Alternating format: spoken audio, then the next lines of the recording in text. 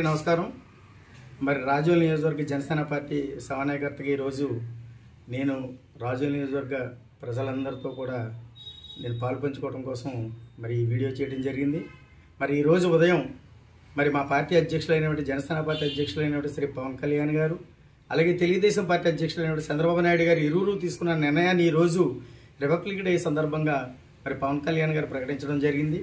మరి ఫస్ట్ ఈ రాష్ట్రంలోనే ఫస్ట్గా మరి రాజోల్ నియోజకవర్గాన్ని జనసేన పార్టీ పక్షాన్ని ఇచ్చినందుకు ఇరు పార్టీ అధ్యక్షులు అలాగే మా పవన్ కళ్యాణ్ గారికి సర్వదా రుణపడి ఈ నియోజకవర్గం నుంచి ఉంటామని చెప్పి తెలియజేసుకుంటూ మరి రాబోయే రోజుల్లో మరి జనసేన పార్టీ పక్షాన్ని ఏ అభ్యర్థి ఇచ్చినా కూడా మరి వేల మెజార్టీలో నగ్గించి ఆయన్ని అసెంబ్లీకి పంపుతామని, నూతన ప్రభుత్వ ఏర్పాటులో మా భాగస్వామ్యాన్ని కూడా మేము పంచుకుంటామని చెప్పి ఈ రాజోల్ నియోజకవర్గ తెలుగుదేశం జనసేన ఉమ్మడి కుటుంబ సభ్యుల పక్షాన నేను తెలియజేసుకుంటూ సెలవు తీసుకుంటున్నాను.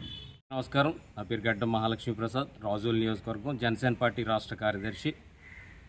ఈరోజు రిపబ్లిక్ డే సందర్భంగా పవన్ కళ్యాణ్ గారు పోటీ చేయబోయే స్థానాల్లో రాజోల్ నియోజకవర్గం అలాగే రాజానగరం నియోజకవర్గం జనసేన పార్టీ పోటీ చేస్తుందని రిపబ్లిక్ డే సందర్భంగా ఈరోజు అనౌన్స్ చేయడం జరిగింది.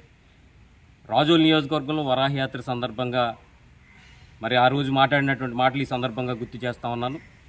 ఏదైతే 175 నియోజకవర్గంలో రాజోల్ నియోజకవర్గం విజయం సాధించిందో ఆనాడున్నటువంటి పరిస్థితుల్లో రాజోల్ నియోజకవర్గం ఒక చిరుదీపంగా కనిపించిందని చెప్పి పవన్ కళ్యాణ్ గారు సభలో చెప్పడం జరిగింది.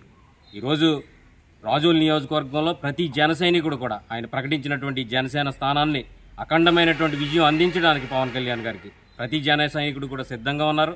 ఈరోజు జనసేన పార్టీ ఉమ్మడి ప్రభుత్వం ఏర్పాటు చేసే విధంగా ముందుకు వెళ్లే పరిస్థితులు ప్రతి జన సైనికుడు కూడా పవన్ కళ్యాణ్ గారికి తోడుగా ఉంటారని సందర్భంగా తెలియజేస్తూ రానున్న కాలంలో అఖండ మెజార్టీతో రాజోల్ నియోజకవర్గంలో విజయం సాధించడం తథ్యమని సందర్భంగా తెలియజేస్తాను.